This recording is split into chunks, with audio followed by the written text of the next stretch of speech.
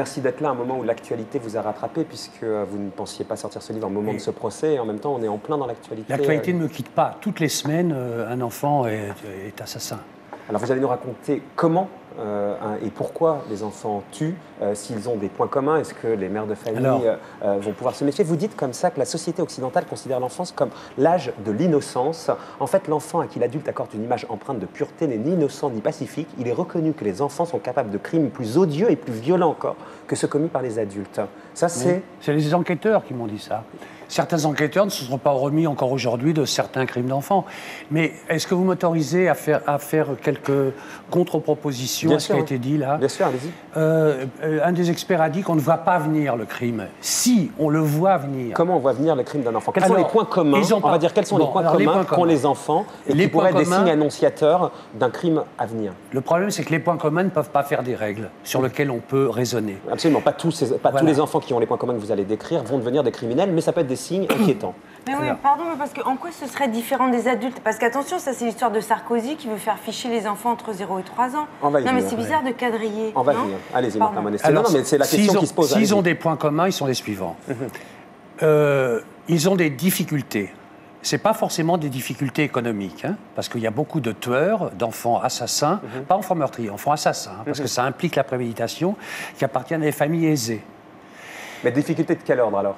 Des difficultés existentielles, on va dire, pour résumer. Certains pensent qu'ils manquent de liberté, certains pensent que leur père ou leur mère ne les aime pas, certains pensent des choses extraordinaires, comme par exemple qu'on ne peut pas réellement exister ni réellement se faire admettre si on n'a pas tué, par exemple. Mais ça, c'est des déformations qui viennent de la télévision. Mais une forme de mal-être, vous diriez? Pardon? Une forme de mal-être, vous diriez?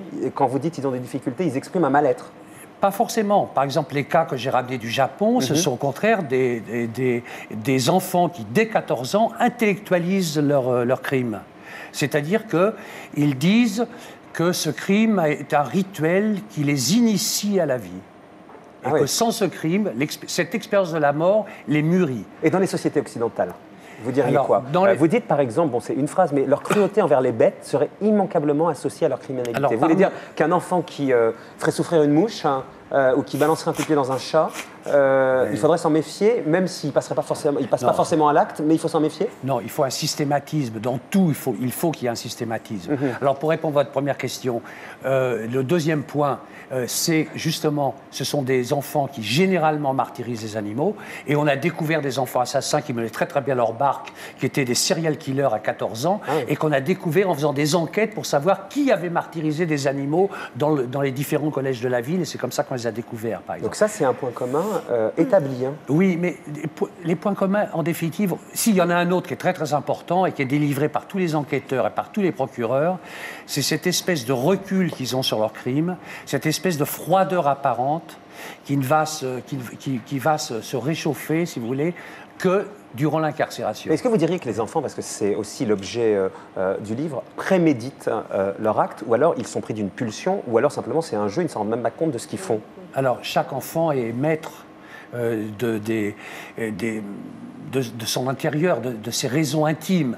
Et la justice ne va voir d'ailleurs que la surface des faits.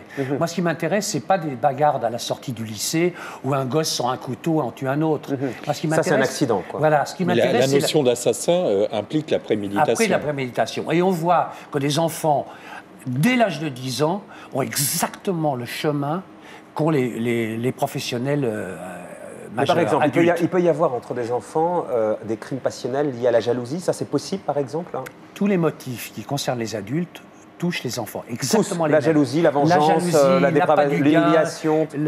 Ça va vous inquiéter, les insultes envers un des deux parents, tout sans exception. Ce que je n'arrive pas à comprendre, c'est pourquoi la grille serait... On pourrait la faire pour des enfants et pas pour des adultes. Est-ce qu'on peut dire d'un assassin que, je ne sais pas, moi, qu'il boit beaucoup de Ricard à l'apéritif et que... Est-ce qu'il y a des comportements types? Moi, ça me... Non, il n'y a pas de comportement type. Donc, il n'y a pas plus de comportement type pour les enfants que pour les adultes? Alors, il y a 6 grands... On va vite, là, je vois, on va ailleurs. Il y a 6 grands facteurs qui prédisposent les enfants au crime. Le premier, c'est la télé.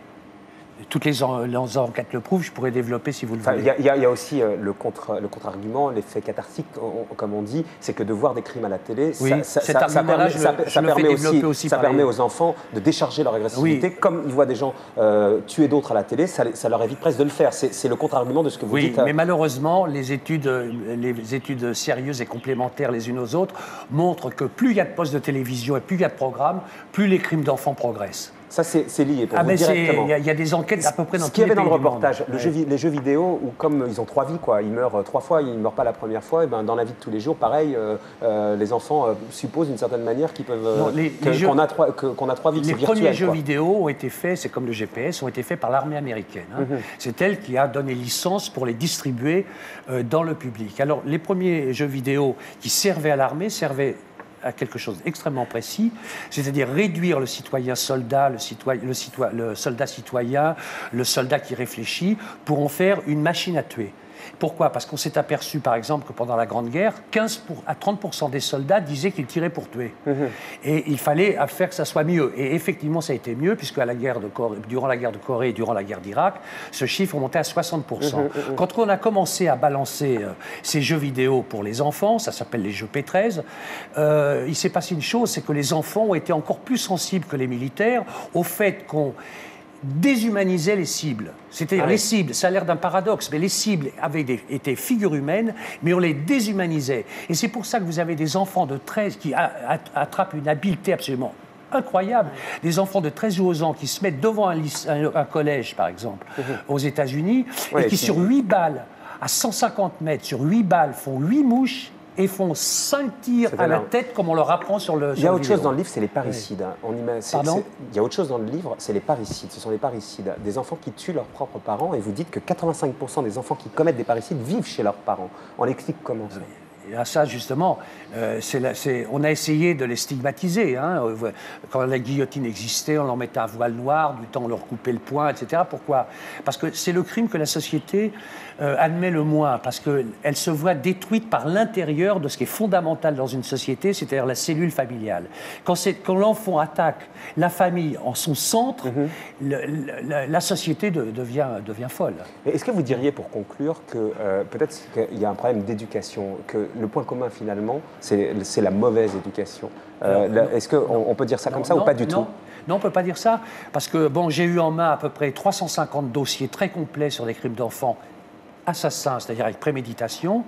J'en ai utilisé 200 et il y en a une trentaine sur lesquelles je vais vraiment au fond des choses, dans les entrailles de l'affaire. Et on ne peut pas dire ça. L'éducation n'a rien à voir. Ça ne peut pas être une des explications. Non. Pour terminer vraiment sur la loi, et on a vu ça dans le sujet avec le juge là, sur la loi, est-ce qu'il faudrait pouvoir punir ces enfants-là bien plus tôt et qu'ils puissent aller aux assises ? Si on regarde notre hexagone, les enfants assassins, il y en a 50 par an. Hein. Il y en a 250 au Japon, il y en a à peu près entre 3000 et 4000 aux États-Unis.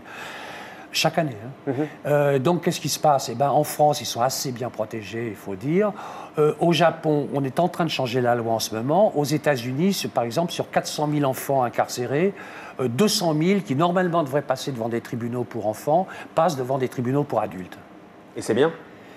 Non, c'est pas bien. D'autant plus que c'est les Américains qui ont inventé les tribunaux pour enfants.